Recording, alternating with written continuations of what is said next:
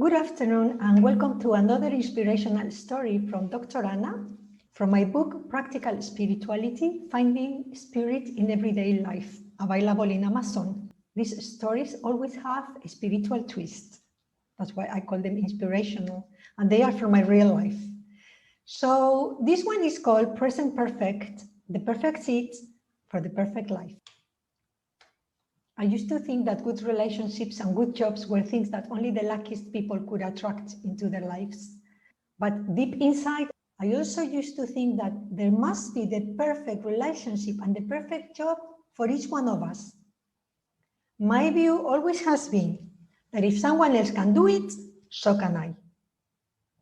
My two longest relationships at that time, it was my first boyfriend, 5 years, and then I was married the first time, 10 years.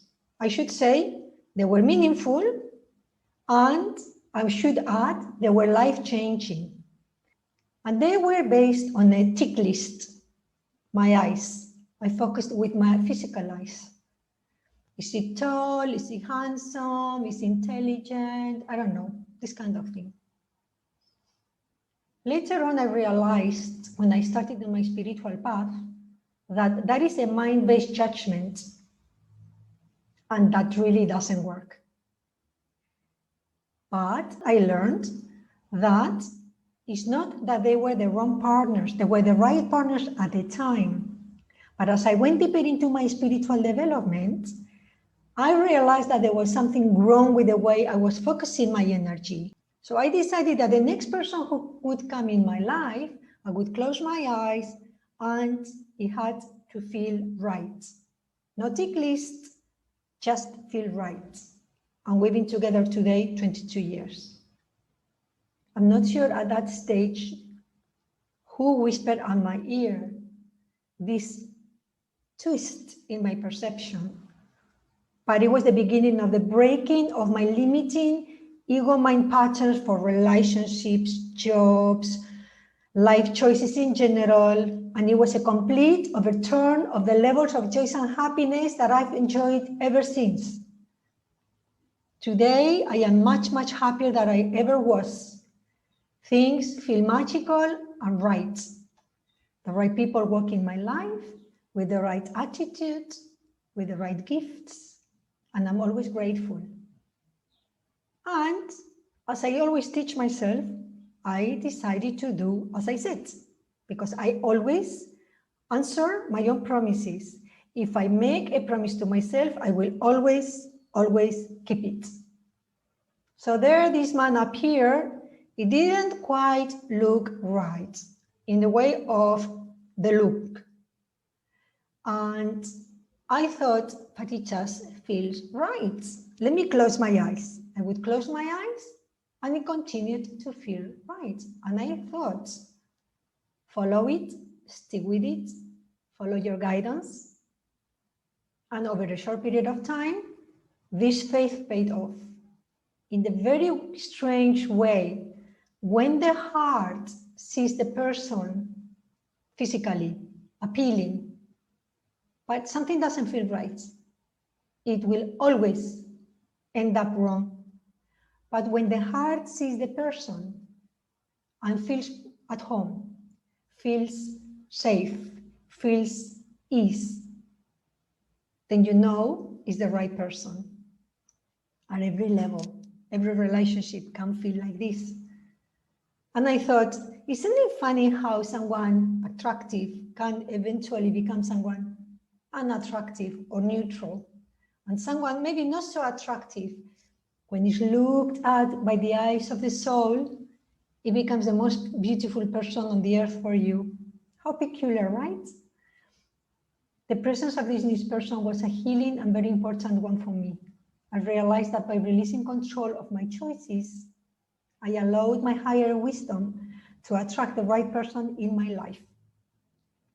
By opening up my heart in a way that this was a gift, that when it was presented to me, I was able to accept it, I was able to embrace it and work with it in faith and gratitude until we both had shaped our lives into what we both wanted.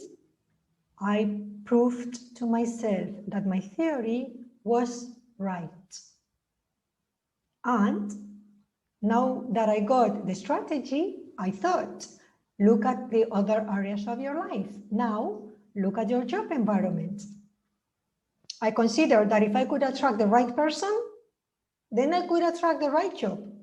I would apply the same universal law. I mean by this that the job that would allow my freedom of expression, the call for my highest manifestation of my gifts, and the full potential to be developed and bring me the highest fulfillment. However, in real terms, after a long period of restlessness, job hopping, and searching for the perfect work environment, I wasn't really very close to this ideal. So I decided to go back to my present moment and take it from where I was. Another wise piece of spiritual guidance whispered into my ear. I started to look at the people around me, especially bosses, and feel how I was treated and decide whether I was happy or not. And found that in every case, I would take it upon myself to give what I would like them to give to me. So in the case of my boss, I gave him support and compassion. I used to feel he was very hard on me, but I realized that in my mind, I was always judging him very harshly. So in one of my morning meditations, I decided to open my heart towards him and send him as much compassion as I could. Sometimes this means a literally 2-second intense feeling with a certainty that this energy has reached the person or situation it was sent to. I then understood that if this is who he was and this is how he could handle life and people, who was I to judge him? I realized that we all struggle to survive physically, emotionally, and spiritually, and that we all use all the resources we have. It is just that some people have more resources than others.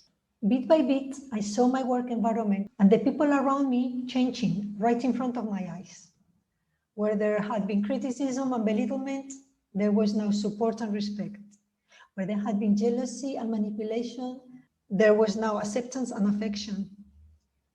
I rarely saw these changes happening overnight. It was as if a huge heavy cloud had been lifted from my energy field, a burden from my shoulders. I felt clean and light, and the old me started to come out to play because she didn't feel unsafe and unsettled anymore.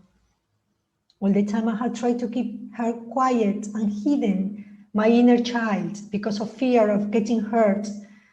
Now my boundaries had naturally expanded to accept others and give them the right to be. So at the same time, I was creating a field of respect and awareness of me that had become a natural and low maintenance boundary. All the time and energy I used to spend creating strategies to keep people out of my boundaries, now I realized that the best strategy was a non-defense based on a healthy self-esteem, which in turn was based on the acceptance of the self, and which in turn would become an acceptance of others.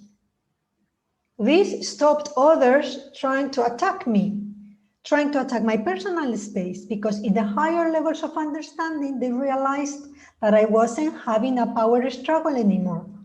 We all had the right to be who we were, and we all had the space to play and experiment in whatever situation life had placed us. I have now grown into a level of communication with others that I could only dream of not so long ago. No matter how I tried, I couldn't reach out to others. But in turn, I realized that I wasn't allowing others to reach me because I was so busy protecting my inner space. And I can tell you that being aggressive, passively aggressive or actively aggressive, is not the best strategy if you want to create healthy relationships. I feel that I have now broken that pattern. And like a butterfly out of a cocoon, I feel that a great change has been taking in my life for so long now. A huge shift that has brought me clean and lighter energies. And I know that the perfect job, that the perfect job is here now. I am a consciousness coach, I am a metaphysical author, and I work in the field of integration of consciousness and human development as a communications specialist. That was a dream not long ago. And it happened like the perfect pattern happened. So what is the secret? You may want to ask me. I would say to you, instead of struggling against your present circumstances, not just accept the gift of your present, but embrace it and turn it around. You need to find a seed of compassion in your heart to send to anyone or any place or any situation that needs healing. You will see right in front of your eyes the incredible miracle of your life healing into joy and bliss. Another question would be, how much happiness can you stand? Thank you for listening. See you next time.